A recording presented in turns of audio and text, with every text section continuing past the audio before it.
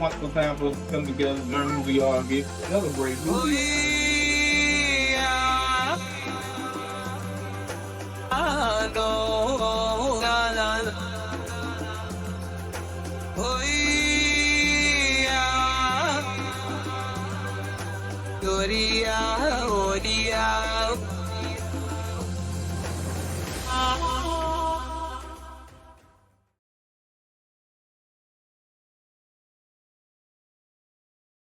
So, we know that a lot of stuff that we've been told is always questionable, right? So even when I was a youth and young adult pastor, I was from 0 to 35, and then some people, especially small kids, they'll just be honest with you and just come out and ask. They don't hold back because they don't know what to hold back.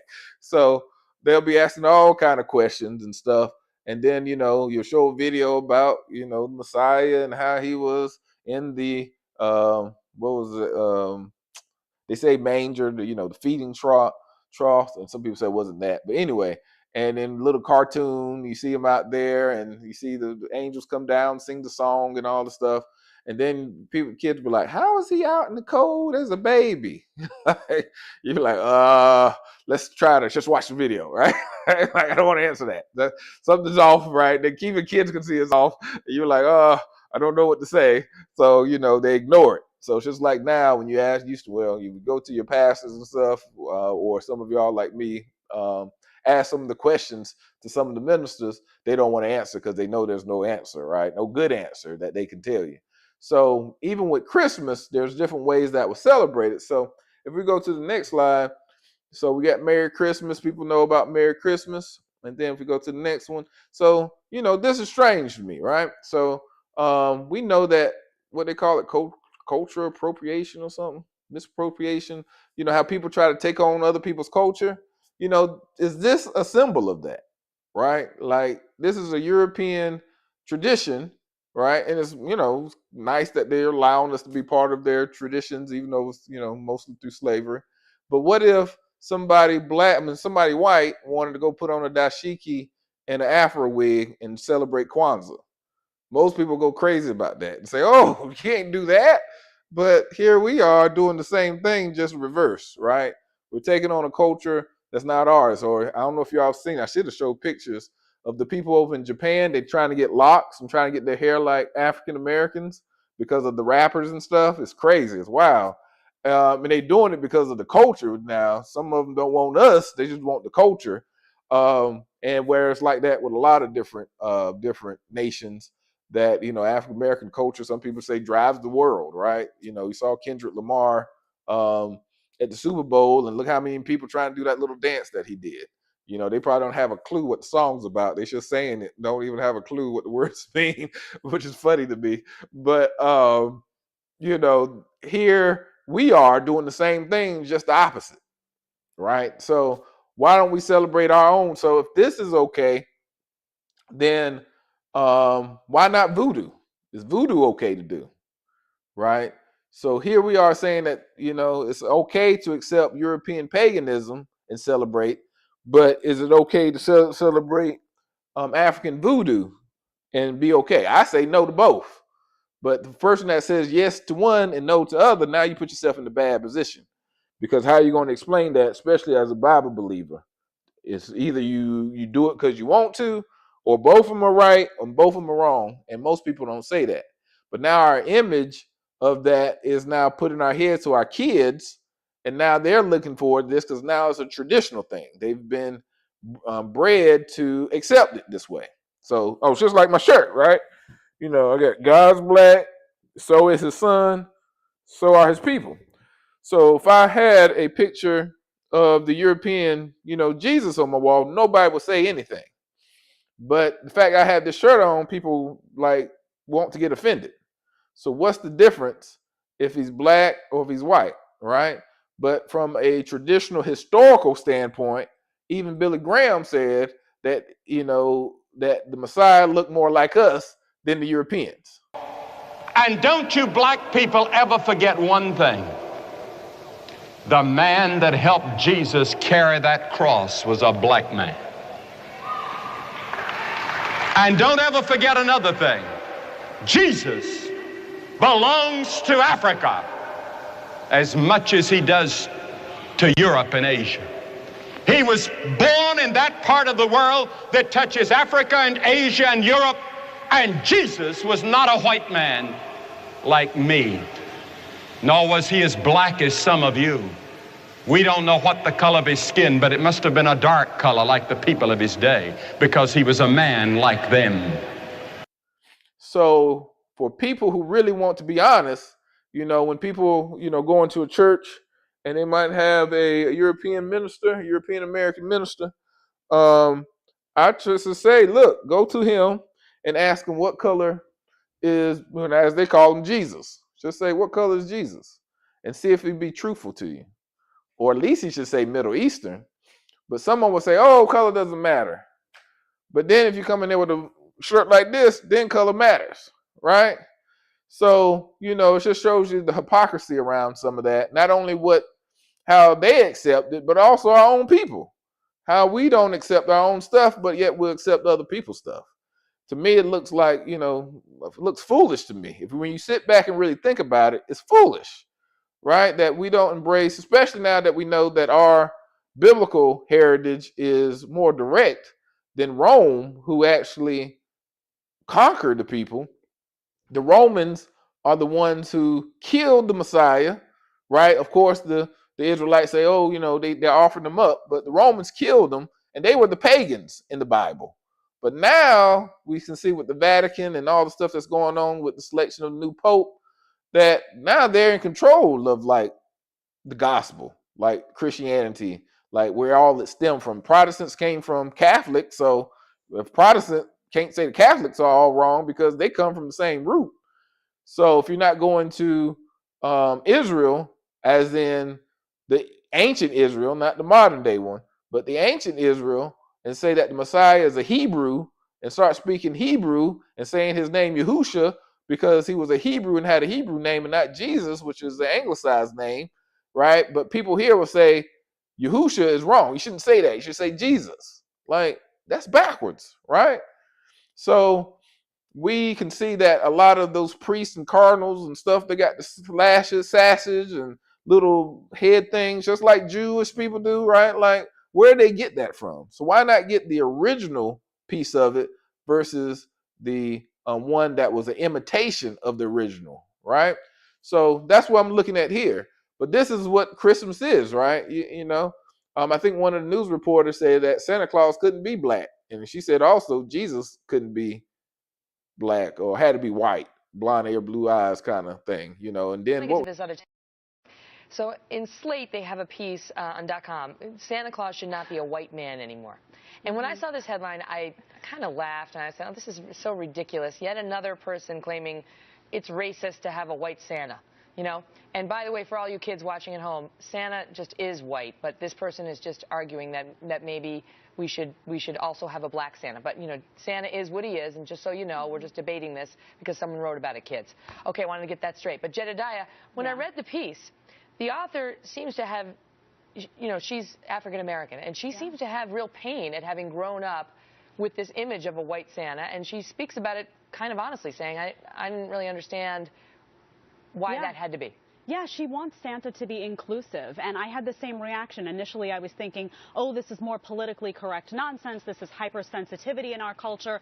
And then you read the piece and you really walk through the steps with her. I think it's a tribute to her writing. And you realize if you were a young kid and you were African-American and your Santa Claus was white, it would affect you when you went to school. Maybe you wouldn't feel that you were part of that tradition. Now, she suggests that a penguin should be Santa. Okay, that's where she goes off the rails. Well, I think that's kind of interesting, though, to have an animal, which is something that kids love, sort of brings that cartoonish component into it, and I think that makes all kids kind of feel welcome in the process. So I see where she was going with that. No, it doesn't. No, it doesn't make all kids feel. Hey, I like penguins. It makes all birds feel welcome. Kids Monica, like penguins. Okay, so I've given, her name is Aisha Harris. I've given her her due on where she was going with it, but just because it makes you feel uncomfortable doesn't mean it has to change. Jesus was a white man too, but it's like he was a historical figure. I mean, that's a verifiable fact, as is Santa. I just want the kids watching to know that. Yes. But my point is, how do you just revise it, you know, in the middle of the legacy, the story, and change Santa from white to black? Yeah, I mean, you can't. First of all, the penguin would never work, Megan, because a penguin cannot lug all of those gifts around the world. That's number one.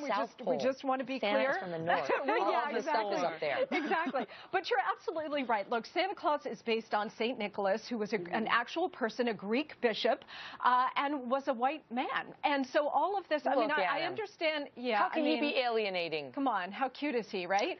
So, you know, you can't take facts and then try to change them to fit some sort of a political agenda or a sensitivity agenda. Then what was his name? The one, Blair Underwood. He had a movie about a black Jesus. I think he actually portrayed as the black Jesus in the movie, and they attacked him. All right, question for our audience. What color was Jesus? What color? Black. Black? What color was he? Caucasian. Caucasian. Jesus was a human. If you're a Christian, you believe that he was the second son of the Blessed Trinity. He was the Son of God. He was divine, but he was expressed in his 33 years on earth as a human being. And now coming forward are not a few very, very active people to say that the presentation of a white Jesus down through history before people of color has served to characterize the Caucasian as superior, as the best, as better than others. And more than that, has perpetuated a lie on the people of color and continued their enslavement. That's right. Here's who's here. Blair Underwood joins us from L.A. Law. Pow!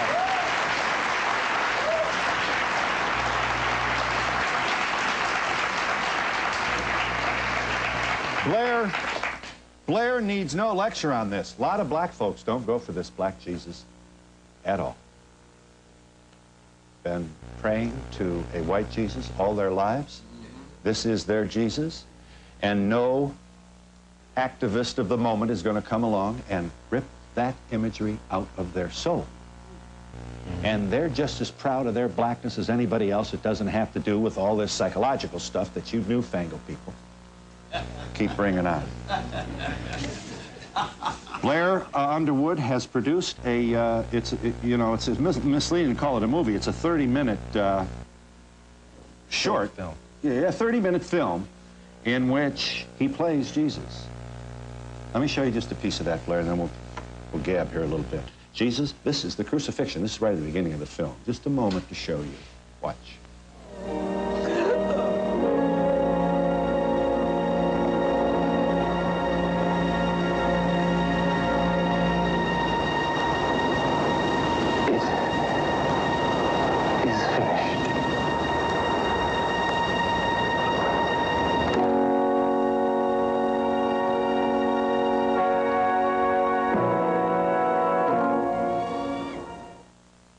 Here is the beginning of the film, titled The Second Coming, which was written, produced, and as you see, starred in by Blair Underwood.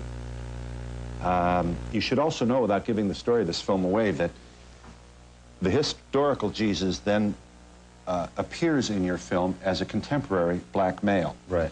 Who is in a mental institution, and they're scared to death of this guy. And, I mean, almost to the point where, you know, they're just beating him down. Did the Rodney King thing inspire you? Oh, most definitely. I've been very outspoken about things that I have dealt with the Los Angeles Police Department. Friends of mine, young African-American males with the so-called justice system. And when the Rodney King, the first verdict came out a year ago, it hit me. I said, you know, it doesn't matter if you're a so-called celebrity. It doesn't matter if you're Rodney King. Even Christ, if he were a man of color, were to come back, he would be treated the same way. So in the film, that's why he's accused of this heinous crime without giving too much of it away. But I need to make the point before we get into this, because this can get very heated, as it has before. Well, I don't know. We got a pretty... pretty thoughtful audience here, you know. They will offer their own insightful, civilly structured commentary here in just a moment.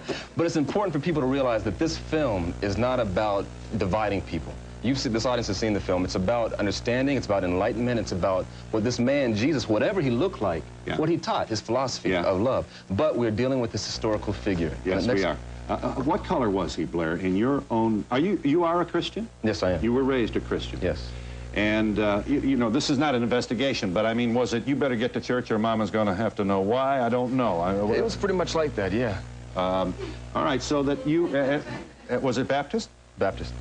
All right, so you sang all those hymns to Jesus, and I'm sure that Jesus, throughout your childhood, was white. Is that so? That's correct, but we were always told that he was a man of color. Before we get into it, you have to understand what is black. What is blackness? Blackness is one of three things. It's either a perception, what you see. When you look at me, Phil, you see a man of a darker hue.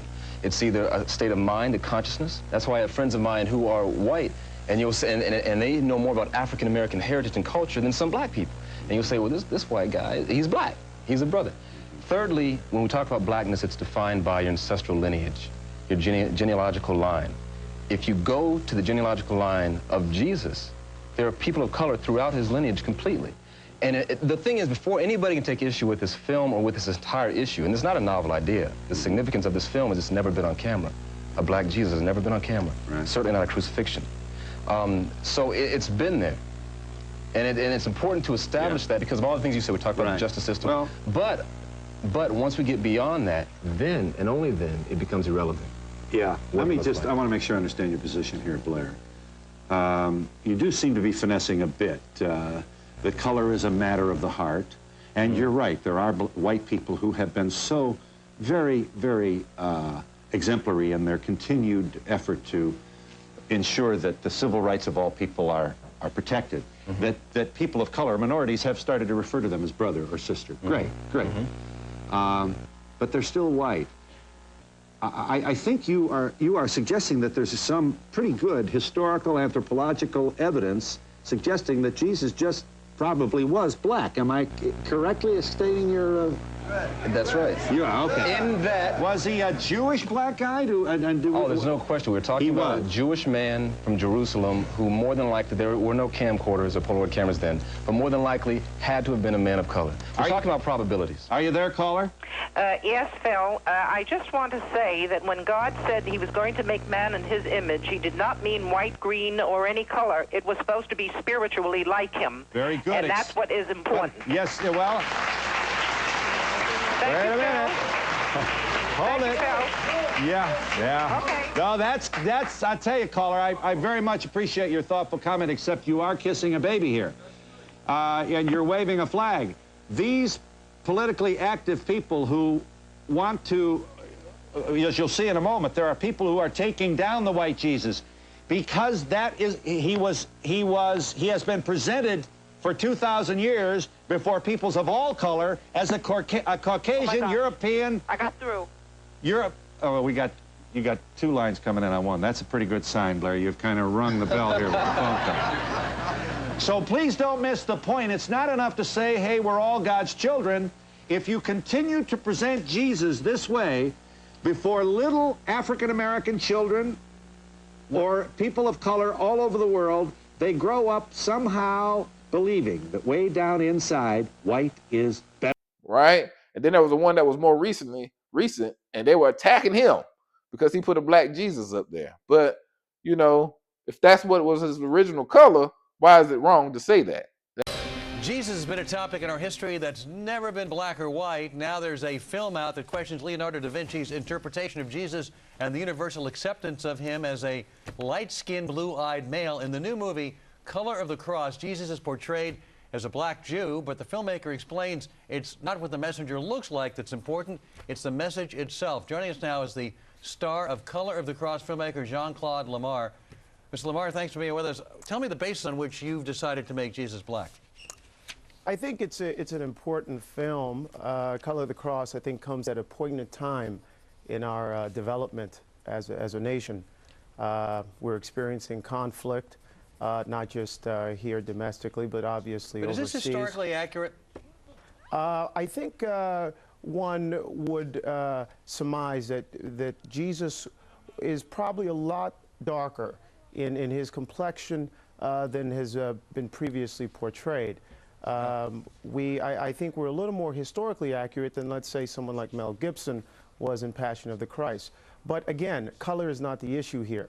What is the issue is the message. Well, is color the issue? Because is it true, and do you contend that race was one of the issues Jesus was persecuted? We believe that race in this film is used as a metaphor for Jesus' station in life. We believe that he would have been a member of the disenfranchised, a member of the lowly class. He did not come as a high-ranking member of his community. He came as a member of the populace. But was he persecuted because of race? Is that one of the reasons he was persecuted? Well, we know that his message fundamentally is why he was persecuted, his radical interpretation of the Torah. But one could surmise that quite possibly the source of the message, the messenger himself, being a dark-skinned Jew, may have contributed to Jesus' death, yes. Well, if that's true, if Jesus was persecuted for being a black Jew, weren't black Jews his tormentors as well? Because weren't they then also black Jews who were there, in addition to Romans? Absolutely. And that is why this is not an issue of race. That's my point exactly. He was persecuted by his own. And so, as you state accurately, everyone during that time in that region would have been of darker skin. I want to put up on our screen, the Discovery Channel a few years ago did a piece on this, and they showed a likeness of Jesus. I don't know if you can see it where you are. And this is what they claim Jesus looked like doing computer digital work. Is this your perception? He was, yes, somewhere in that neighborhood, yes. And you know, I'm sure they will attest that that's not a 100% accurate depiction of Jesus, but we know he was a darker skinned, yes. You say that the purpose of this movie, Jean-Claude, is to tell a traditional story, focusing in on the 48 hours, the last 48 hours of Christ's life, as told in the Gospels. Yet and in your version, you say race contributes to his persecution. Where in the Gospels are you referring? This film is a fundamentally American film. I didn't ask that. It's a film that aims to challenge paradigms. It is, as I like to put it, it is the ultimate display of democracy. Jean-Claude, that has nothing to do with my question. You said that it's on the 48 hours, that it's based on the gospel, and that part of the story in this version that race contributes to his persecution. Where in the Gospels, where this is supposed to come from, do you refer? Well, we believe, again, that this film is not, at the end of the day, about race. This film is about a message. But you say race contributes to the persecution, and you say it's based on the gospel. I'll ask again, where in the gospel are you referring? I'm going to respond again and say to you that we believe that this film is not about color at the end of the day. It's about the message. You know, I don't know if you're a Christian yourself. Are you a Christian? Yes, sir. Okay. Do you have a picture of a black Jesus hanging on your wall? No, I do not. I don't have a picture of Jesus on my wall anywhere. Okay. My point exactly. That at the end of the day, there are hundreds and hundreds of thousands of households, black households, where a white Jesus is hanging on the wall. I don't have a picture of Jesus in any color. We take a break. We thank you for being with us. And coming up, Nancy Pelosi. That's that mind, you know, been enslaved in the mind that we can't break out of. And that's what Yah is saying, that he's going to pull us out of that mind. It says in Deuteronomy 30, when we wake up to the blessings after we're scattered and places scattered in those nations, and we wake up to the blessings and curses that he told us way back then, what Moses talked about it, then and our hearts also have to be restored. Got to love them with all his heart. And not only us, our children, our descendants. How are we going to change our children if we're not teaching them right? If we still got them caught up in this cycle of mental slavery, right? And now we don't even have the whips on our backs, and yet we still choose to do these things, right? Instead of now educating ourselves what our ancestors couldn't do, our grandmothers and great grandmothers, they didn't have access to internets and phones and stuff like we do, that we can just find out information today. So that's what we're going to do today. So this one form, modern day American form of Christmas, but what about other places, right? So go to the next slide, please. So what about this? This is over in, I think it's, in Germany or somewhere close to Germany. It's not, I don't think it's Germany exactly. But here you have, you know, this black guy walking around Santa. And now you got in the middle people protesting it. So they're fighting against this, and we're fighting for it to keep it here in America. But their culture is closer to the original form of what how Christmas celebrated. So why should we hold on to this, right? Shouldn't we be in support of our, you know, African descended, you know, brothers and sisters that went through slavery and now in that area too? Shouldn't we be supporting them, right? It looks like a mockery for us to, you know, what do? Do we put blackface on our blackface in order to celebrate this event? You know, so next, we'll talk a little bit about this. So what about this? What is a Christmas goat? They celebrate a Christmas goat. What is a Christmas goat? So this stuff is important. They walk around with goat costumes and stuff. And then you see in the middle, you see Thor. Thor's got a sled with 2 goats.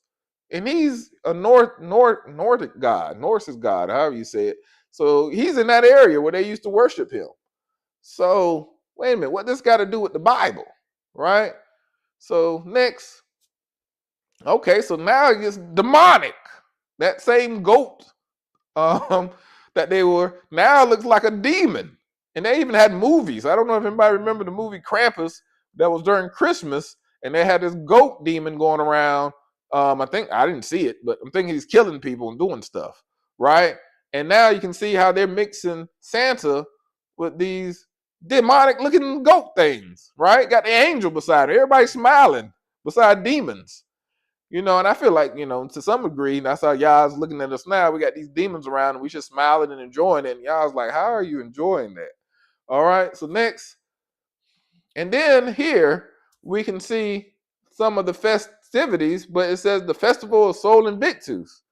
And what this has to do with Roman culture and, you know, why are they doing this in a pagan type of European pagan way, right? That's the most ancient way of doing it. So we're going to talk a little bit about this. I know people know, you know, most of the people heard of these things to some degree. That's at least trying to do what's right. Some people may have never heard of some of the individual ones. Like I didn't even know about the goat thing until I went through this. But here, you know, how much does this matter for our soul's sake when it comes to the Bible? Right, so people still doing these customs, as we see in the top right. That's not just a play; they are actually doing that. They're celebrating that in that area. That's not a play. So they're doing that every year. So I can't say if that particular thing is a play, but they actually are celebrating it there. All right. So next, so I'm gonna play this video. Right. So this is Pat Robertson. He's passed, but he started a university a seminary for pastors and preachers and everybody else, and they're going to ask about Christmas, and let's just see what he says. So my wife will play that video there.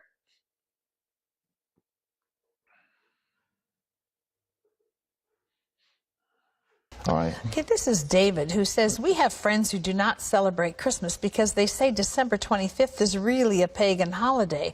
While I agree that Jesus may not have been born on December 25th, he certainly was born as described in the Bible. How do I respond to them? Well, in a sense, tell them they're right. You see, the winter solstice a couple of days later was the shortest day of the year, and the pagans had something called Saturnalia. And it was a time of lawlessness because all the laws were suspended. And people, a bunch of singers actually wandered the streets naked singing. And then they had orgies, sexual orgies. It was a mass thing. Well, when the Catholic Church came along in Italy, the Romans and others didn't want to give up their holidays. So they said, okay, we'll Christianize it. And so they said, okay, we'll say the birth of Jesus was the 25th of December. And then there was a monk who began to add it up. You see, if you read in Luke, it says there's a census taken when Quirinius was governor and so forth and so on. And they could take those leaders and figure the exact time dating from the foundation of Rome. And that's when the dates were established. And so they get pretty close to the date. But to say it's the 25th, shepherds were out abiding in the field. It gets a little cold at night. I mean, were they out there in the middle of winter? You know, I don't know.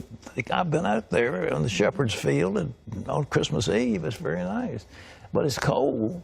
And nevertheless, I mean, what was going on?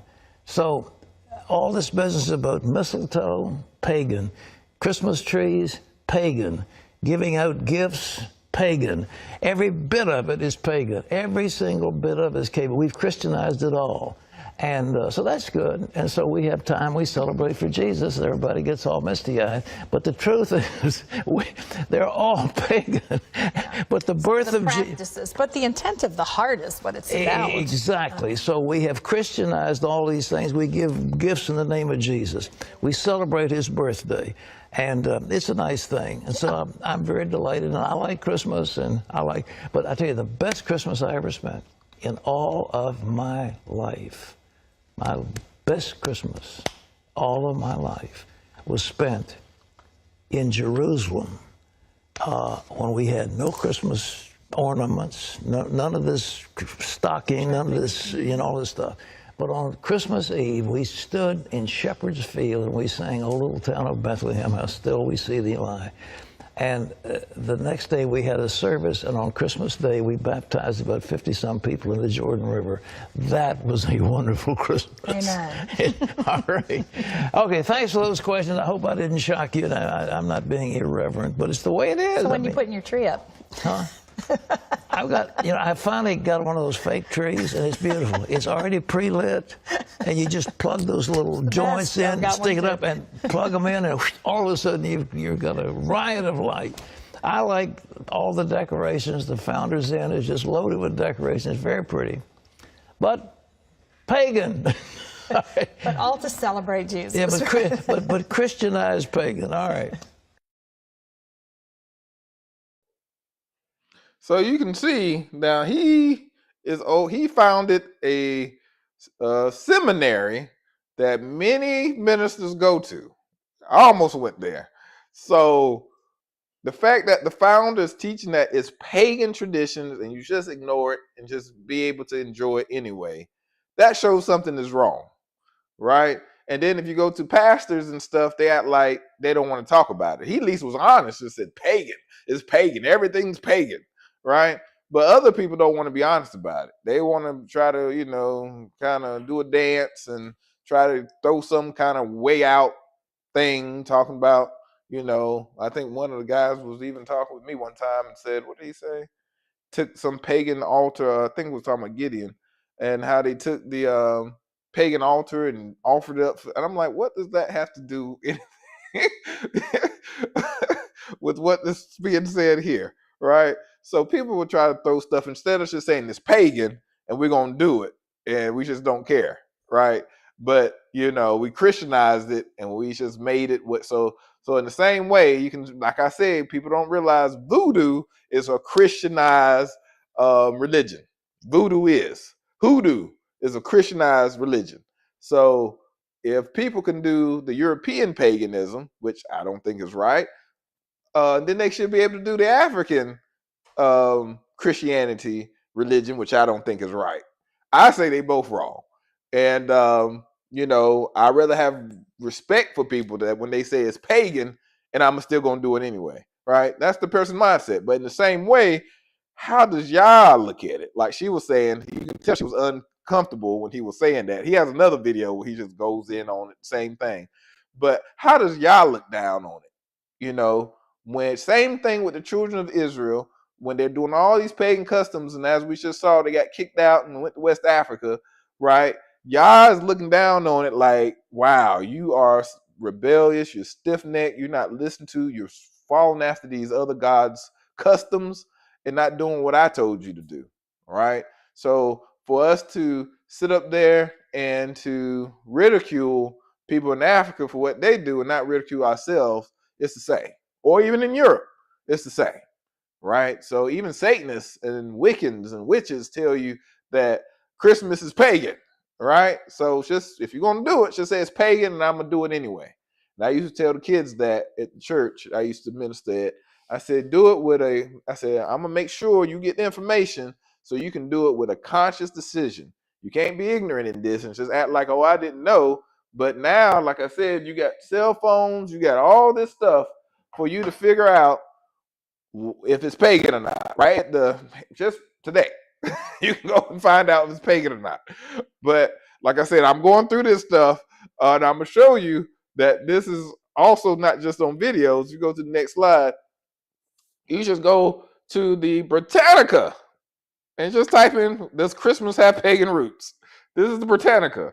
In ancient Rome, December 25th was a celebration of the unconquered sun. It says unconquered sun. It didn't say nothing about Jesus' birthday, marking the return of longer days. It follows Saturnalia, that's what the Christian minister was saying there with the university and everything else, a festival where people feasted and exchanged gifts. The church in Rome began celebrating Christmas on December 25th in the 4th century during the reign of Constantine, the one that Constantine supposed to be the one that switched everything from paganism to Christianity because he saw a cross, sign of a cross, and he won the war. But it ended up having a pagan cross, and also he still continued to worship his god Mithra. He has an arch for Mithra. He didn't put nothing about Jesus on his arch or nothing. He still put this sun god, Mithra, Sol Invictus, however you want to call him. It's all the same. They just changed the names, as I showed y'all with all the other religions. Just the God changed his name. It's the same God or goddess, false goddess at that. So, it says Constantine, the first Christian emperor, possibly to weaken pagan traditions. So he instituted on the day of the sun to weaken pagan traditions. That's interesting. So we can see that there's this compromise, even with Easter. He's the one that, instituted the Easter not to be on the Passover, but on whatever the sun of the equinox type of thing. He's the one that instituted that, right? He's the same one that said, don't do the anything that the Jews do, because that's evil. Don't do that. You'll go to hell. You should do the more Roman way of doing it, right? So you can see that there's some compromise. So this is just Britannica saying this, but it goes in more detail. So let's go to click on that. And it talks a little small there, but it says Christian Christmas. It said, why is Christmas in December? So it tells you.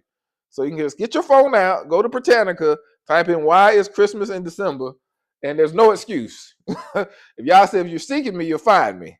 So this is an easy seek. He gave us the technology for us to find this. But it says Christmas, the holiday commemorating the birth of Jesus Christ, is celebrated by a majority of Christians on December 25th in the Gregorian calendar. But early Christians did not celebrate his birth, and no one knows of which date Jesus was actually born. So they're being honest. So you got the Christians saying this, and now you got the secular Britannica saying this as well. And I thought we were supposed to go to, all right, when you go write a paper, I know they used to say go to an encyclopedia. So you can't say that this is coming from Jay Shear, this Memleket Kohanim. This is coming straight from your encyclopedia, right? So if you go down to the bottom, it talks about there are at least 3 possible origins of December date. The Roman Christian historian Sextus Julius Africanus dated Jesus' conception to March 25th, which after 9 months in his mother's womb will result in December 25th birth. So he picked up March 25th and he just counted 9 days and he said, oh, December 25th. Even though December 25th was already being celebrated by Mithra and Sol Invictus, and I don't know if this is before he was around or after, but Mithra has been around from ancient days. So Mithra is actually the Zoroastrianism. A lot of people don't know about that, like Iranian. It's in the Bible actually. There's a guy named Mithridath, and it's actually his name is he was devoted. He was a treasurer. He was devoted to Mithra at that time. But Mithra's been around for a long time. So it says, so he has basically had this December 25th date, and he's just like, okay, I'm gonna do these calculations and got to be on that same day. Just like the minister was saying, he was like, yeah, I don't know if that's right or not, right? But if it was always around, then what is the story of the one of the one that they were celebrating already on December 25th, the sun god, right? So go to the next one. So they says this is Julius Africanus. He actually was the first Messiana how you say it? Chronology. I'm sorry. So he's the one that basically came up with the first calendar of the Messiah and all these dates and stuff. But it says, he said, this is his quote in his book. Oh, the splendid and divine providence of the Lord, that on the day, even at the very day on which the sun was made, Messiah should be born. So he's going to give reference to the sun being made at the same time as the son that was supposed to be born. But he has no way of saying that. So if you are worshiping the sun, sun God on December 25th, wouldn't that make sense that if you count 9 months back, that would be the date? Because Messiah, you don't have anything to reference that. I know sometimes there is an Israelite guy that threw out some good knowledge where he actually talks about, the time of the taxation and some of the other things that happen that, he makes a very impressive statement. I don't know if he got it from somebody else or not, but I was impressed the way he did it. But I think that is actually close towards Sukkot, I think, more than actually December. Sukkot kind of falls in the October, November, September, October range. And then some people say it was Passover as well. But most people don't say it was December at all. So, of course, he counted the months back from December 25th on the day of the sun God, sun God's birthday, and he came up with this date. It's just, to me, that's obvious to me. All right. So, and then the next slide. So this is the second thing.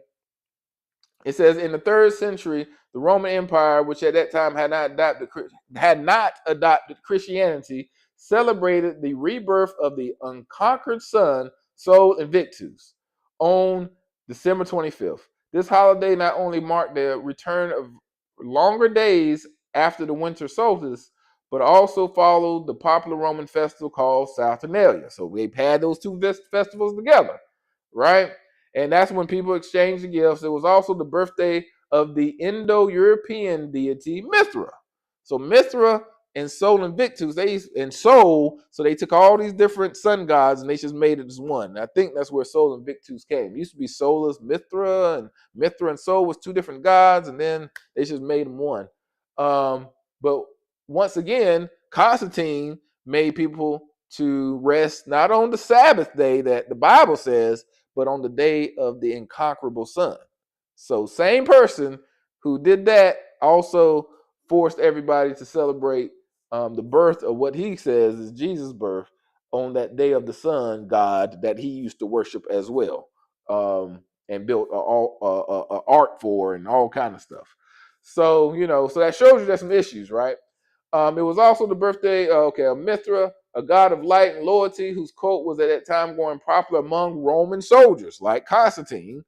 And the church in Rome began formally celebrating Christmas on December 25th in 336 during the reign of Emperor Constantine. Just keep on hearing that name, right? You go on down to the bottom, it says Christmas did not become a major Christian festival until the 9th century. So all the way from the time that Constantine was reigning, all the time, all those centuries that went by from the 3rd century all the way to the 9th century, it wasn't popular, even though it was instituted, right? So it wasn't until the 9th century when it started to get more popular as that Christian major festival. So it shows you that had some other beginnings to it as well. So if you go to the next one, that's where this slide comes from, right? This is you can see on the left, that is actually, I think I showed that before, but that is Sol Invictus with the horse there on the left, Sol Invictus in the image of Christ. So they mix Christ with the Sol Invictus image, sun God with the Son of God, right? So they did that intentionally, and that's when they created a whole new religion. So we as they want to call us, African Americans, that know that our connection is with Africa that brought us to America. So in Africa, we connect to Hebrew tribes that migrated from Israel. Why don't we celebrate the biblical feast days that some of the Hebrew tribes, as we just saw, that's in Africa, celebrate even to this day? Now they got a different mix in on it, right? But yet they still have some foundational beliefs. I'm not saying that we should do theirs. Why not just do what the Bible say and do the original thing that Yah has called us to do? So you can see there at the bottom, it talks about the Emperor Probus about 280 with Sol Invictus riding a quadriga. I don't know how you say that, riga. And the legend Sol Invictus to the undefeated sun or unconquerable sun. The emperor left was a solar corona, a crown of the sun. So, you know, that Constantine was around 325. This is 280. So they're already worshiping him. I mean, he was already worshiping him before Constantine. So people are like, oh, that didn't happen to Constantine. You can see the God is already there well before Constantine was even on the scene. So they had a festival of Sol Invictus. So, you know, there's a movement about going to neo-paganism for a lot of Europeans to go back and worship, they say, how they worship in Europe. So now, and some of them won't even allow African Americans to be a part of it. They have churches where they're saying that we can't be a part of. So, like, why don't we go back to what we're supposed to? So that's Saturnalia, and it's supposed to be a real nasty, you know, that's what the Christian minister said it was a nasty feast of sexual and all that kind of stuff that was going on, right? But this was what's going on in Rome. So what did the Bible say about Rome? So let's go to the next slide. Like we said, we know there's a lot of stuff that's going on right now with Rome and Catholic Church, right? In Revelation 17:3 talks about, 17, starting in verse 1, it talks about the whore or the harlot of Babylon, right?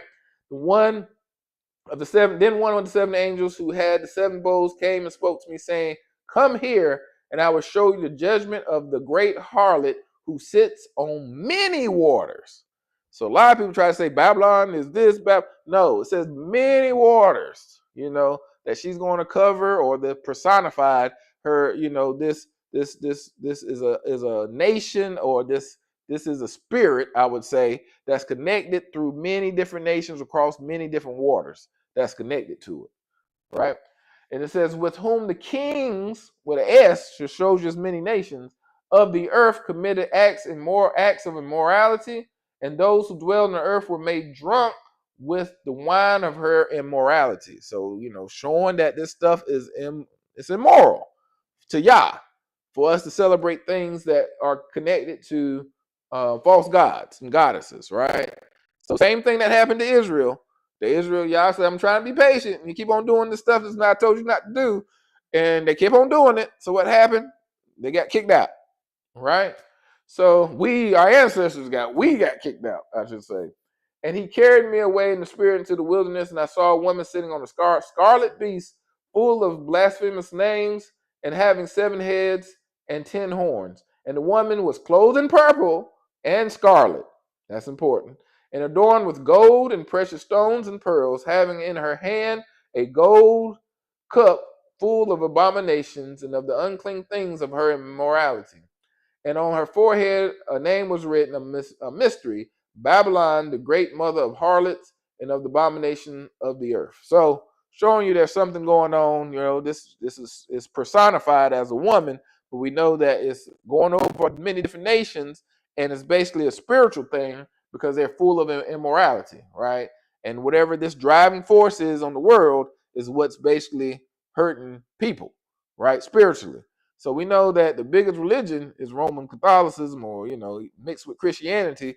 But like I said, they all got the same roots. You can just go and just research, like I did as a Christian minister, and you go to like the minister that was up there, go to his seminary, and they probably tell you the same, that all those link back. But then Protestants said they want to pull out and try to go through Martin Luther and, you know, the great Reformation and stuff like that. But anyway, going all that history.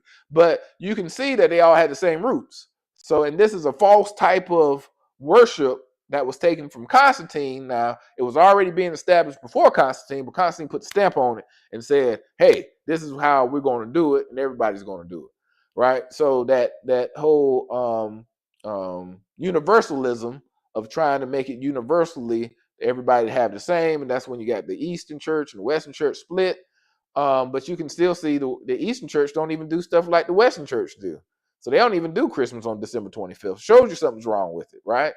So, not saying that they don't have paganism also, but at least they're closer, I would say, to some of the identity of the, how the Israelites were trying to do it to a certain degree, but they got corruption and some of the stuff there too.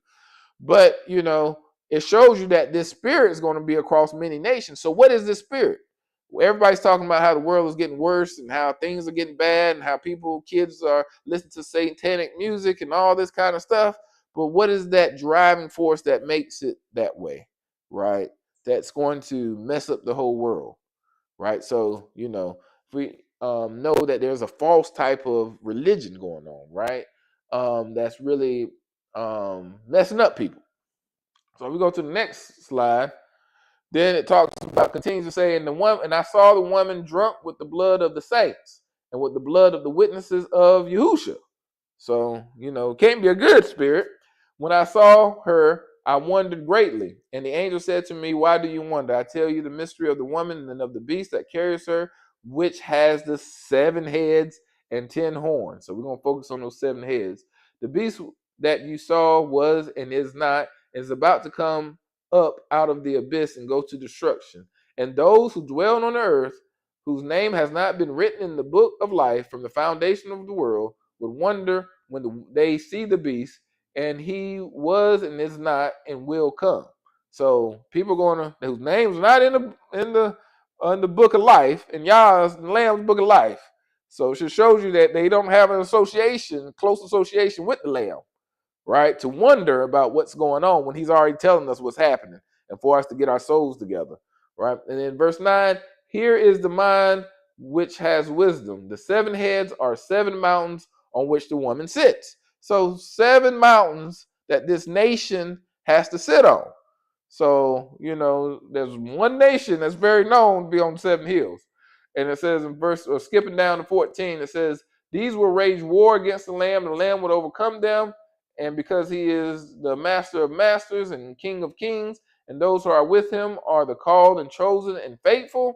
And he said to me, the waters which you saw where the harlot sits are the peoples and the multitudes and the nations and tongues. Showing there's going to be many people around the world that's going to be tricked, basically, right? Going to be caught up with a false type of religion. So that's amazing to me. That was an eye-opener for me once I started doing my research as a Christian minister. And I saw a lot of strange falseness and bad stuff that was coming out of that Roman Catholic Church. Even before the Roman Catholic Church, when it was actually even in Israel, and how I keep on telling people, look up Emperor Hadrian and how he took, just like we showed on the interview, when my brother actually went to Daoud, how he actually went to Tel Arad. That's the video last one we put it out for the interview, and they were talking about Hadrian and what he did to hide that place that over there in Tel Arad with the tabernacle. And Hadrian actually took Jupiter, Minerva, and I can't remember the other guy. No, Juno. Like we were talking about, Juno and Jupiter had Mars, and all this stuff came from the Roman Empire. And then Minerva was their daughter, the goddess of wisdom. So the goddess of wisdom is on the Delta shield. Shield, the sorority, the Deltas.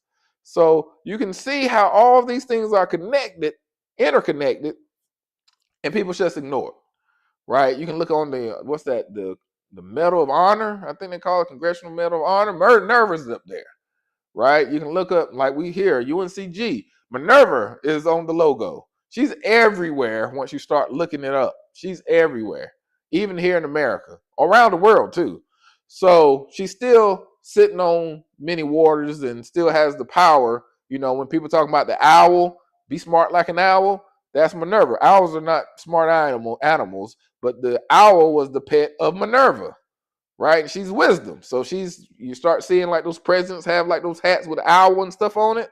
Once again, it's like out of our ignorance, we don't know what's happening, but we still allowing, this spirit to overcome us as a people. And how does Yah look down upon us, right? And the only thing it takes is a Google search, right? So, but it says those who are called, chosen, and faithful will be with the Lamb. right? So are we faithful in serving him? Or are we faithful to our own motives and what we want to do, right?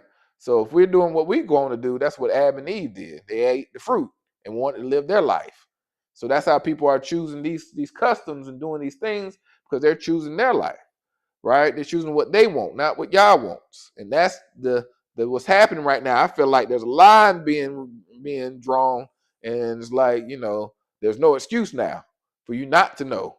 There's information. Everybody's talking about we the Israelites, and that's one thing to know we the Israelites, but also for you to repent and change your life too, now that we have the Messiah. Those our West African ancestors that migrated over to West Africa from the 10 tribes. We were probably also, here in America, there's some that went through different ways and actually came from Judah. So it was different migrations. But I'm talking about the ones we just talked about, like Danites. They didn't know about the Messiah, right? So, we can understand why they so messed up. But here, even, we through Eastern Orthodox Church, that's the oldest church. Rarely it was in the East. And it's not the one of the West. But here, even we learned about the Messiah. And we, even while some of our people before slavery in Spain and Portugal, some of them were already believing in the Messiah. People act like because we were enslaved, we learned about the Messiah. No, some of them already were believing in the Messiah when enslaved as well. So, but when it talks about the 7 hills, who did the transatlantic slave trade? Rome was over there, right? They put up the paper bull and start doing all the stuff with the Inquisition. And, Spain and Portugal, they were Catholics, and they were the main ones going around, even persecuting Protestants. And then even the Protestants start jumping on the bandwagon, getting slaves and all that other stuff. But the main person that was doing it was was Roman Catholic Church. So even the 7 heads, talking about 7 hills, and we know that, next slide, we know that Rome is the city on 7 hills. So it even talks about there on the left, the mysteries of Mithras, the pagan beliefs that shape the Christian, I can't see that last word, world, right? So they have books talking about how Mithraism affected the Catholic Church and the Christian Church and Protestant Church. When it comes to Sunday, when it comes to December 25th and Sol Invictus festivals, right? How a lot of that shaped a lot, right? And then it talks about, the woman, the harlot, was on a scarlet and purple, right? So you can see there, that's their colors. You can see all the cardinals there that actually went about being the Pope, that a lot of them had the red on.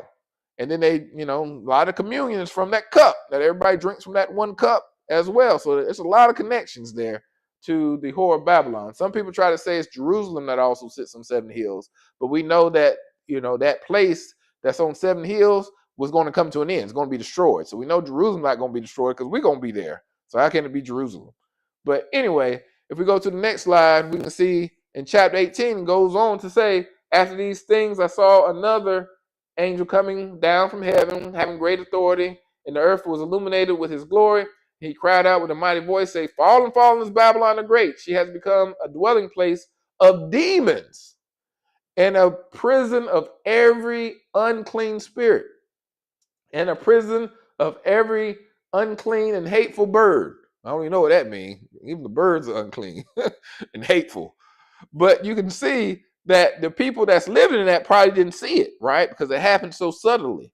So they're living in comfort in this Babylon that is so wicked because they've been drinking from this cup of immorality for so long that they don't even see their sins. And that's the same thing that happened to the Israelites, that they allow these different Canaanite religions and festivals and start doing those things to a point that they didn't even realize how much sin was in their midst, right? To a point where the prophets come and try to tell them to get out of it. And they said, no, we're going to hold on to the sin to a point of destruction.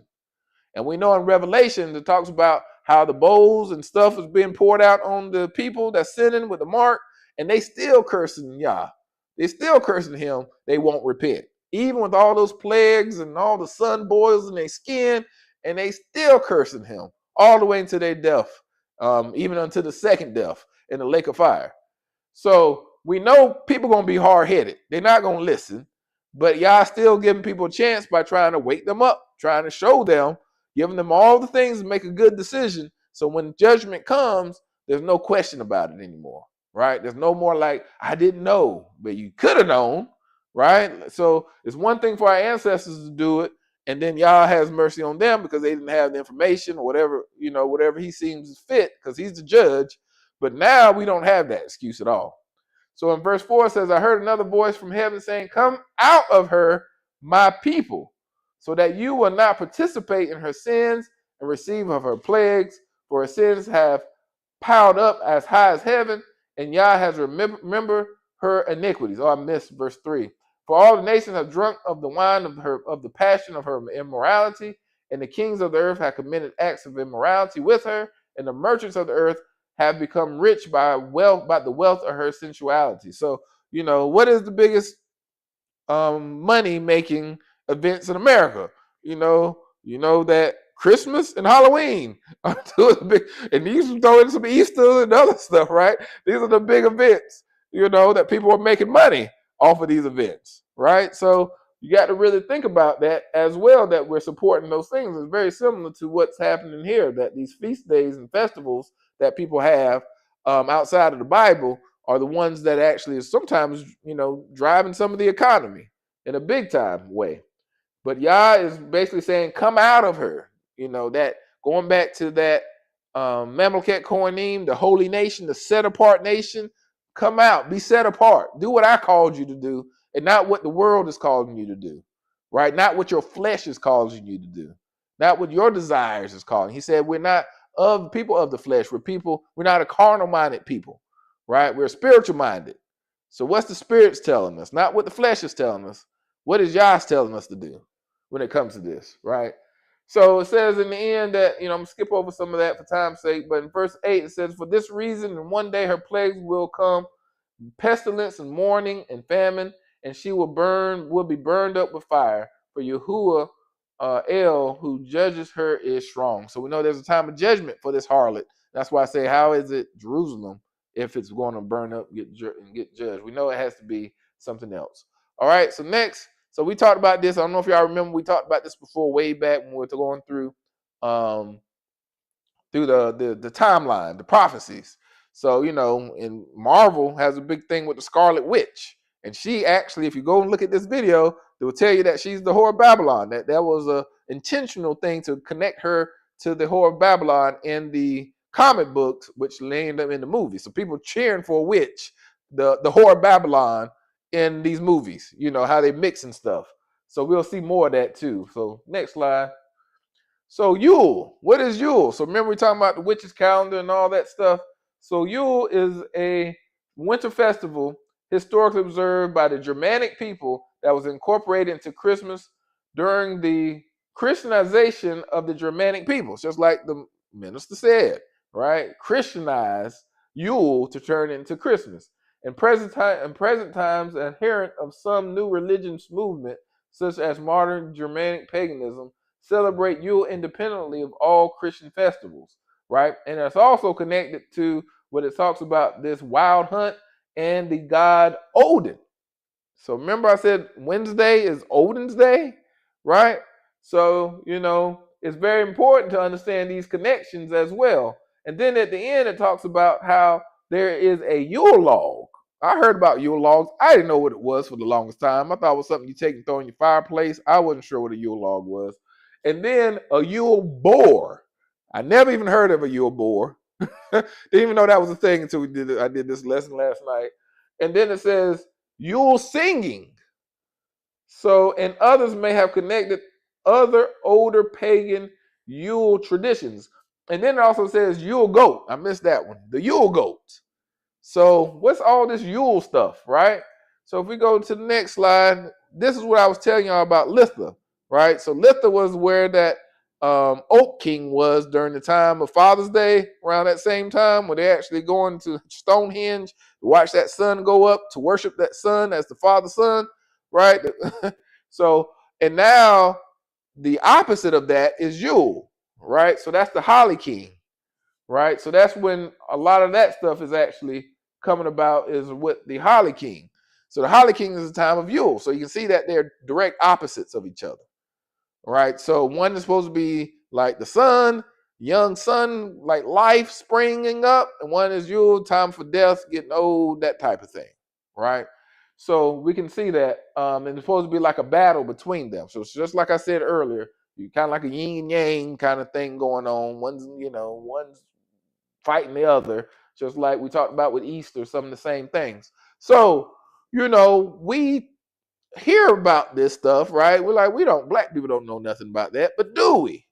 Do black people know about Yule? Yule is a Germanic holiday, but do we really know about it? Let's see. Let's go to the next slide. Anybody know the Deck the Hall song by Nat King Cole? Deck the halls with burls of holly, fa la la la la. But then it says, troll the ancient Yuletide carol. What is that? What do black people know about Yuletide carol? An ancient one too, right? See the blazing Yule before us. What is that? While I tell of Yuletide treasures, like we don't have a clue what we sing and what we saying, even with black people. We can see that now. People want to get on youth and talk about, always used to talk, protect my youth, but people get on youth about stuff, and we were singing stuff and saying stuff left and right. We had no clue what we were talking about. But why did he write this song as a black man? Right? What influenced him to pull this song in and talk about Yuletide and stuff? Or was it a remix of another song? Right? And he starts off, deck the halls with burls of what? Holly, like Holly King, right? About some of the Yuletide, just know that has something to do with Christmas, but it's a pagan song. It's connected to paganism. Has nothing about Jesus in there or anything, does it? So we, once again, don't even realize what we saying and what we doing when y'all's looking at us like, what in the world is going on, right? So next, so even a Yule boar, right? They used to, you see this boar head? This is part of Yule. They take a boar head and walk around with it. That's crazy. And then you can see boar heads, people trying to get hams or Christmas ham. Like, why are we getting Christmas ham when the Israelites couldn't eat pork? Just like with Easter ham. Israelites couldn't eat pork, right? So they got this Yule boar, and it's supposed to be Christmas ham. I'm sorry. I did a control F and just did all the changes. So I guess it's supposed to say Christmas and it changed to Messiahmas. But it's supposed to say Christmas ham. And then you can see at the top, there's a church celebrating this event here in, Philadelphia? So Pennsylvania, I'm sorry. It says the 5th annual Boarhead and Yule Log Festival. And they're celebrating this at a church, at a Presbyterian church. Shows you how much of sin that we're in, and we don't even realize what's going on. So let's read about this boar head real quick. What does this boar thing have to do with anything? So let's go to the next slide. I cannot say this, so I can't say half the stuff that I've been reading. But Sonar Groter, I'm just going to say that, was the boar sacrifice as part of the celebration of Yule. They had a boar sacrificed. And it was part of the sacrificial ritual, right? And then it says, I can't say that either. I'm not even going to try that one, the H one. But it says it's the tradition of swearing oaths on Yule Eve by laying hands on the bristles of the boar, who was then sacrificed in the sonar blot. So it talks about the thing there below that, and they would sacrifice a boar in the sonar blot. On Yule Eve, the sonar boar was led into the hall before the king. Then people laid their hands on its bristles and made vows. That definitely sound like some witchcraft or something going on. Want to talk about Africans? Like that don't sound right. Something's wrong with that, right? It says something similar at the end, at the bottom too. So what is this sonar blot, right? What is that? Like they're laying, kind of like, sounds like the scapegoat. You pray, they put their sins on the goat, and they send it out to the wilderness. Now they putting their hands on a boar, killing it, and they eating it. It's just like a Christmas ham. People wonder where these traditions come from. Like, why are you eating a ham when the Israelites not supposed to eat ham? So what is the blot thing? So let's go to the next one. So the blot, right? It goes back to Old Norse or Old English traditions, right? Germanic paganism. The center of the killing and offering of an animal to a particular being. So that's not just killing something and eating it. They are offering it to a god. So when we eat that Easter ham, well, not us, when we used to eat that Easter ham, and those are still doing it, it's a symbol of a sacrifice to a foreign god, to a pagan god. That's what you're doing. That's where the tradition comes from, right? No matter what your mindset is, that's where the tradition comes from. So you can go to you can say, I don't celebrate the devil's party, and go and dance and be a part of it, and say, hey, I'm not celebrating Satan's party. I'm just here and enjoying the benefits of it. Let's see how Yah deals with that. But typically followed by the communal cooking and eating of its meat. So they, just like Easter ham, just like Christmas ham, Christmas ham was a sacrifice, right? Blot was central to the legitimacy of rulers and Christian rulers refusing to hold them, were at times replaced by more willing alternatives and driven out of the land. That's how serious they were about it. Even if you say you're a Christian, you're supposed to do this or you'll be sent out. Then later on, they start changing it and try to get away from it. But it says, after at the bottom, establishment of Christianity, blot was routinely made punishable offenses as seen in early Germanic legal codes, with the recipients of the worship and sacrifice often equated with demons. Despite this, some aspects of the practice were lightly incorporated into local Christian culture and continued into modern period. So that's the reason where the Christmas ham is coming from, right? So the word blot means to worship and to sacrifice. And bloten in the Gothic means to serve whatever god they were worshiping, to worship, to honor through sacrifice. So they had sacrificial offerings for Christmas. And that's what people continue to do up to this day without knowing it, but they still participating in it. All right. So next one, past some time. So, but it says, all I want for Christmas is a goat. This is like, what? Who's ever heard? I heard my two front teeth. No, I think that's birthday at that. So, it is. All I want for Christmas is my two front teeth. Okay. But who ever said they wanted a goat for Christmas, right? So you can see here that this is goat here. And you can see, like I said earlier, Thor that's getting pulled by two goats. And they make these little goats and they hand them out, little wicker goats. And then they have this big huge one. This is modern day one on the right that they made to be like a public goat there. And then older traditions, they actually used to dress like a goat. And you had to figure out who was in the costume. If you couldn't figure out who the cop was, you figured out who it was, then you give them a treat, just like trick or treat type of thing. Some of those customs were very similar because remember, Samhain was the October Halloween festival, and now this is very close to that. And some of the traditions, it was around goats, and they've been burning that goat up at the top, but they don't want them to. Somebody's keep on burning that goat, and they don't want them to be burned down because it's something that big, especially by a tree getting burned down, it could get serious, right, with the fire. But I guess somebody's like, they must know it's pagan or something, trying to get rid of it. I don't know, but they keep on having problems with somebody catching that thing on fire. But they keep doing it, right? So it just shows you that spirit is in them.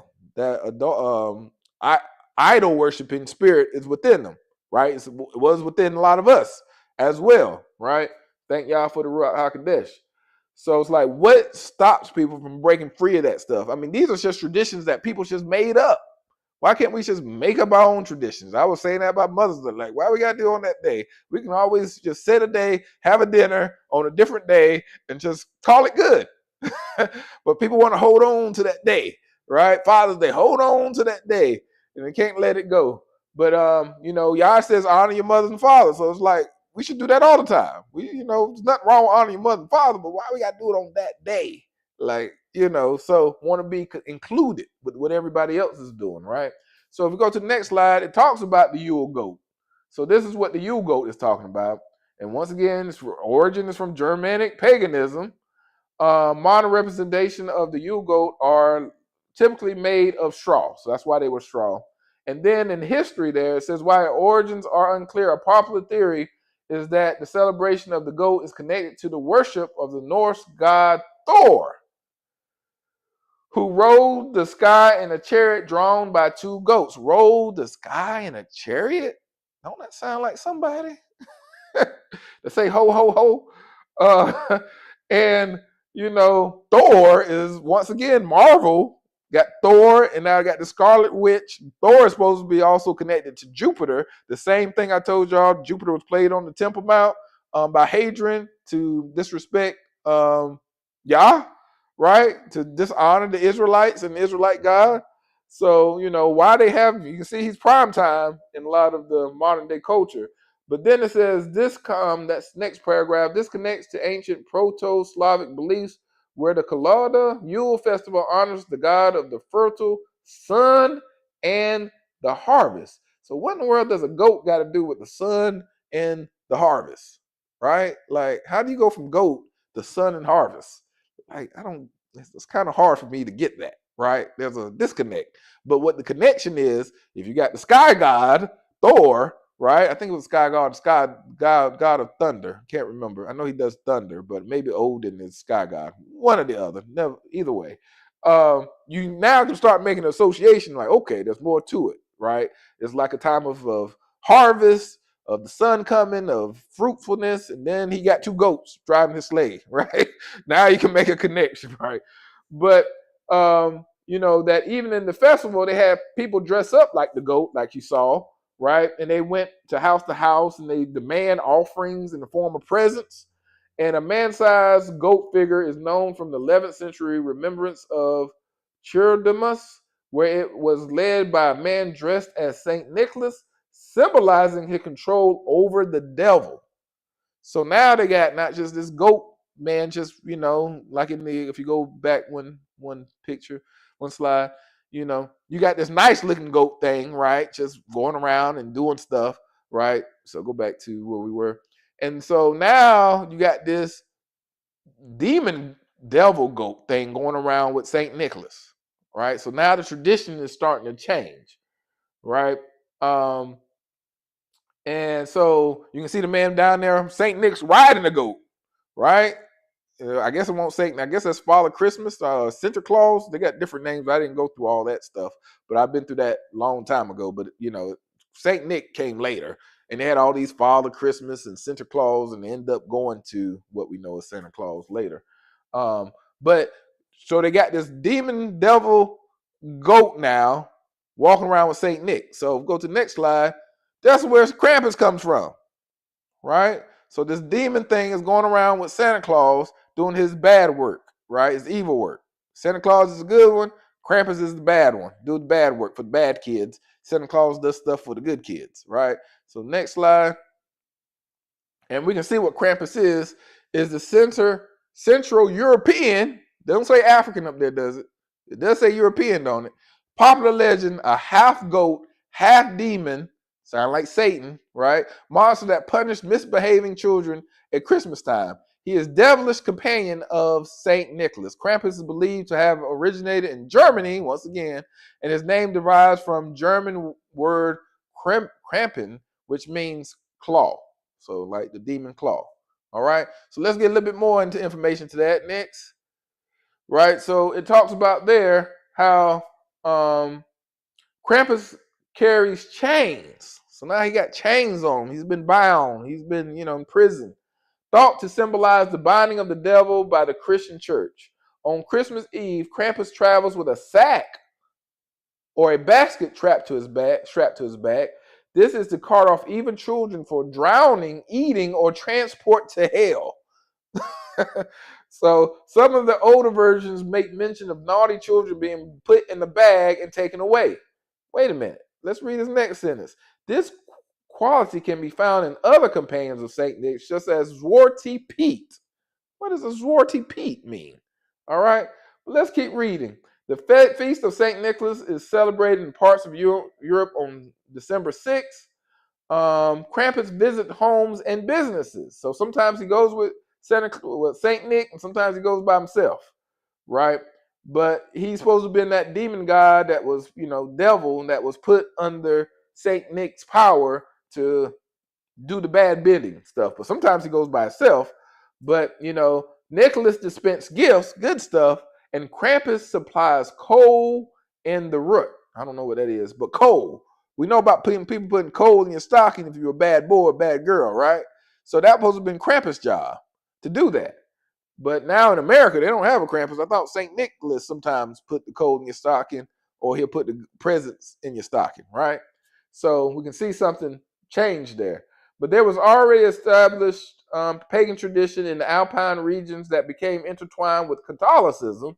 People would masquerade as a devilish figure known as Perchet, I don't know how to say that, a two-legged humanoid goat with a giraffe-like neck, wearing animal furs. People wore costumes and marched in procession known as, can't say that, which are regarded as an earlier form of the Krampus runs, right? So in that, they actually used to dress like a goat, and some will dress like a goat, and some will dress like a good person or something, like a good character, and they both have sticks, and they'll go around fighting each other, like the good spirit after bad spirit. And even women will have their, breast out at times, but they didn't care because they had the mask on. So it was like, terrible, stuff that was happening, So I'm putting that in there because you're going to see how it came to America and what happened in America.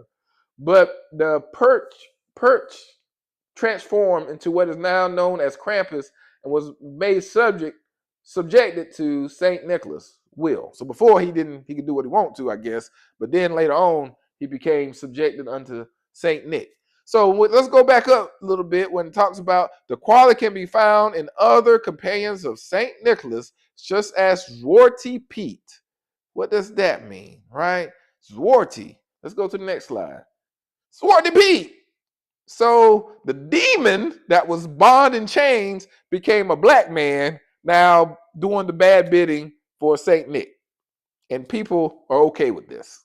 To me, it's amazing. And now they do the blackface too. So go to the next slide.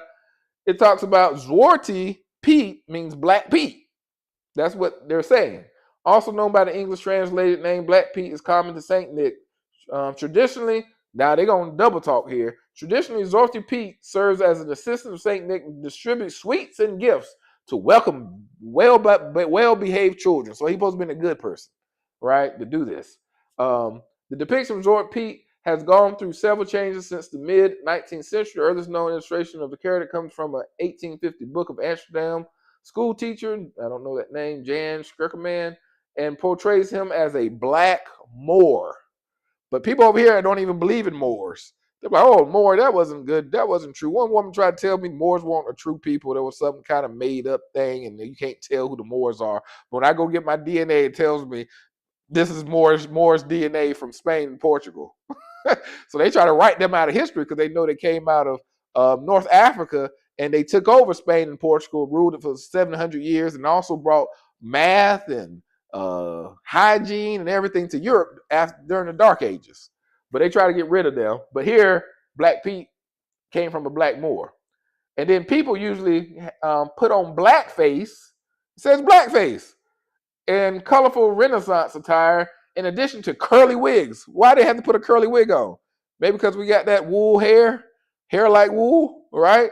And bright red lipstick. That's like the Sambo thing, right? Like, and they go around celebrating this, and nobody, over here, we don't even care, and hey, it's not a big deal. And that's the older tradition of Christmas over there.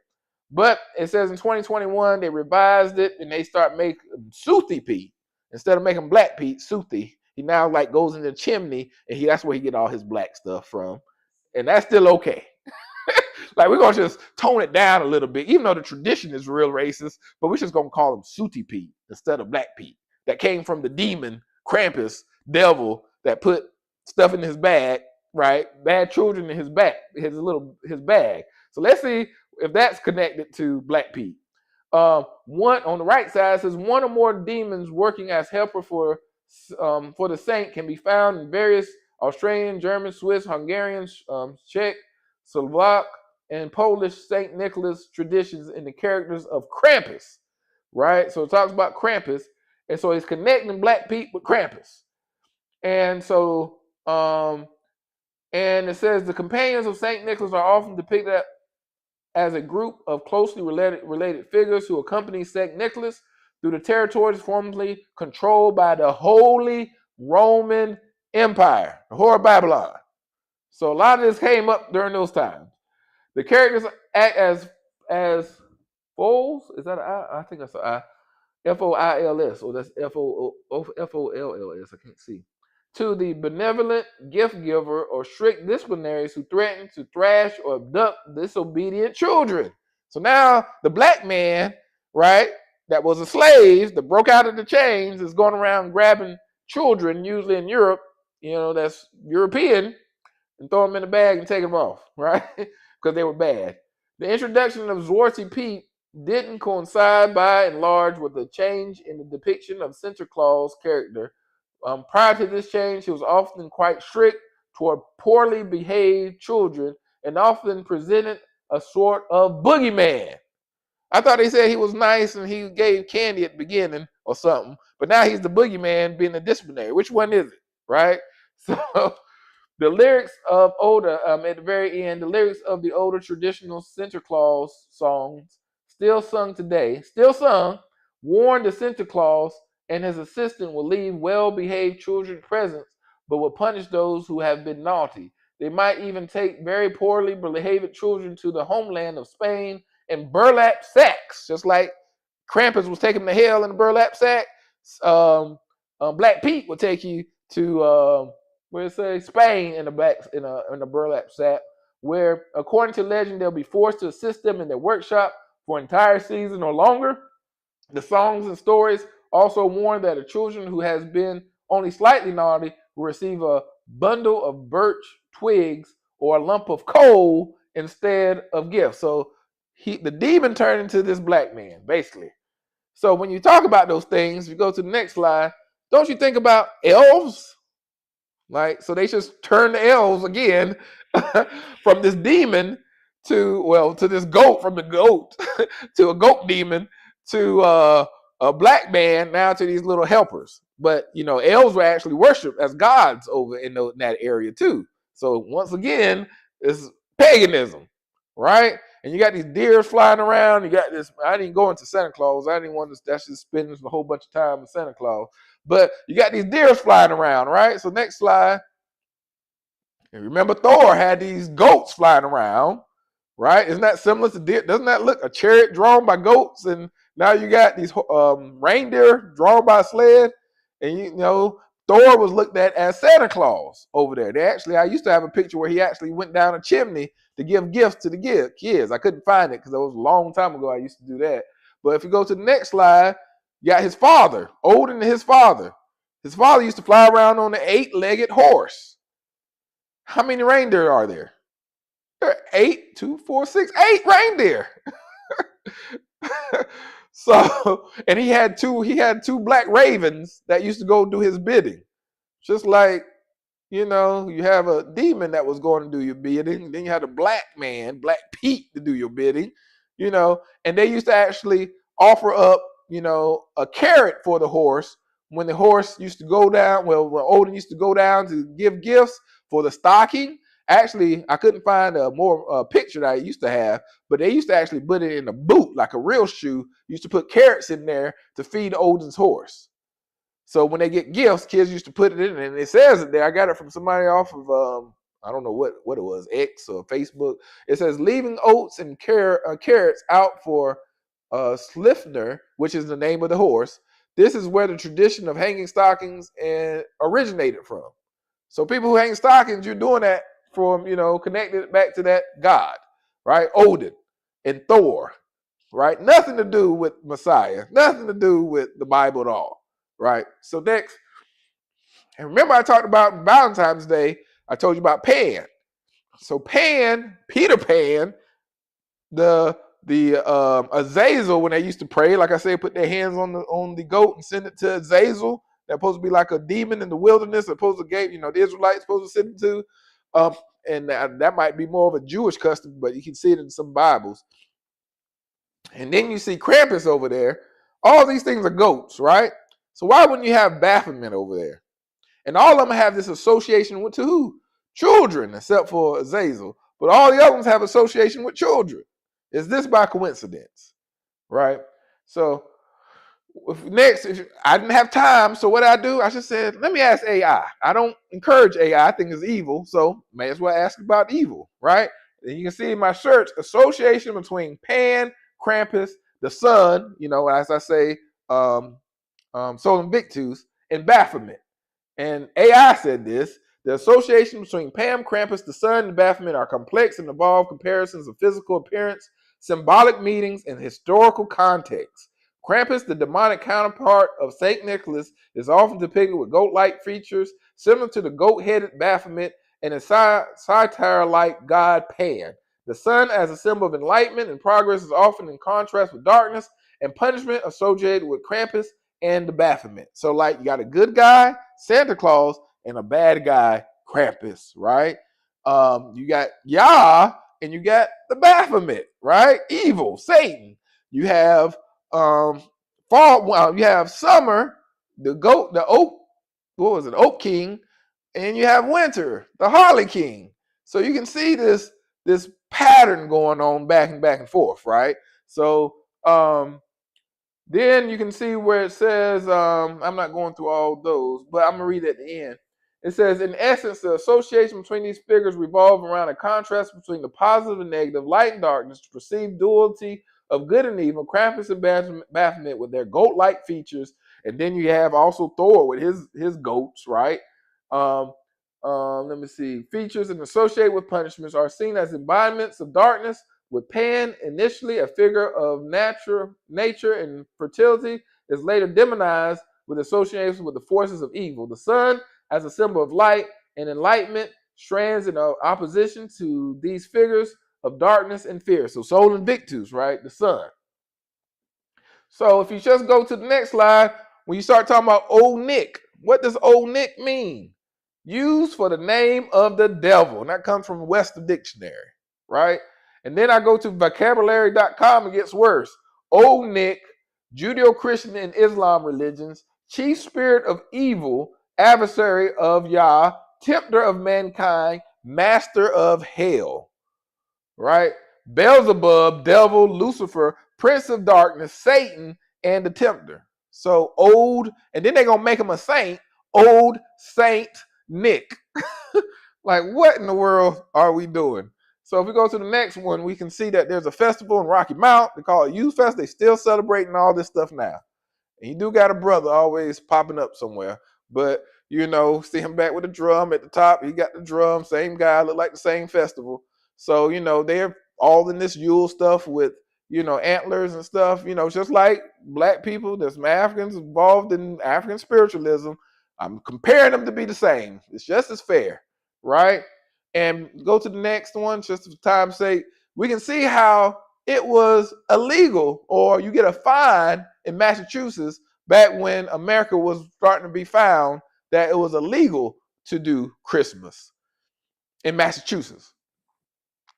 Some of the other colonies were doing it, but they put this public notice up, and they said, for the preventing of disorders arising in several places within the jurisdiction by reason of some still observing such festivals as were superstitiously kept in other communities, to the great dishonor of God. Dishonor. Now, these are people that actually were taking the festival. They knew they're coming from Europe to America, and they call it a great dishonor to God, but yet we still doing it today, right? We don't even have nothing to do with this coming from Africa, but yet we weren't involved in stuff that they were even kicking out during the time. An offense to others is therefore ordered by this court and authority. So that's when you're basically saying that you got to pay 5 shekels if you get caught doing it, right? And then at the bottom it says the observation of supposed to be Christmas, having been deemed a sacrilege, and exchanging of gifts and greetings, dressing in fine clothing, feasting, and similar satanical practice. They know it's from Satan, are hereby forbidden, with offender liable of a fine of 5 shillings. So they know that was satanical, that it came from Satan. All right, so then later on, it talks about this book that this man made. In the next slide, talks about in New England for the first 2 centuries of white settlement. This is a man who wrote the book. I didn't write this. The Battle for Christmas. It's supposed to say Christmas. Most people did not celebrate Christmas. In fact, the holiday was systematically suppressed by Puritans during the colonial period and largely ignored by their descendants. Only in the middle of the 19th century did Christmas gain legal recognition as an official public holiday in New England. So New England was the same place we talked about Thanksgiving, right, last week. So they didn't even celebrate this.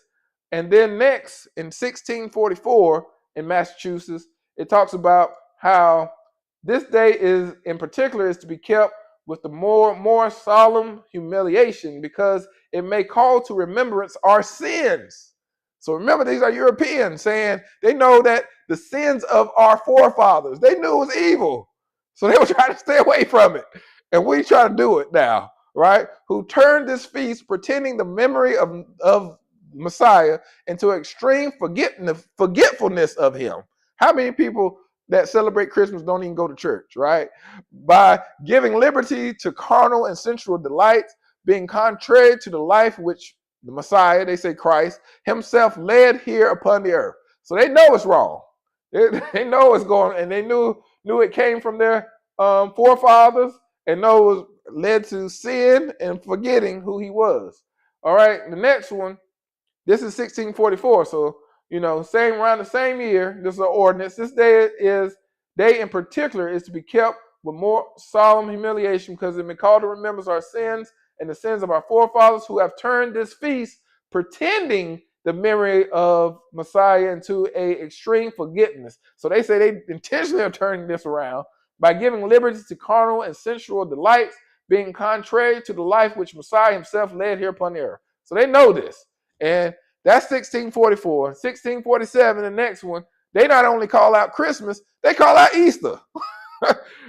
For as much as the feast of the Nativity of Christ, Easter and whites unite, Yuletide, I don't know what that is, and other festivals commonly called holy days have been heretofore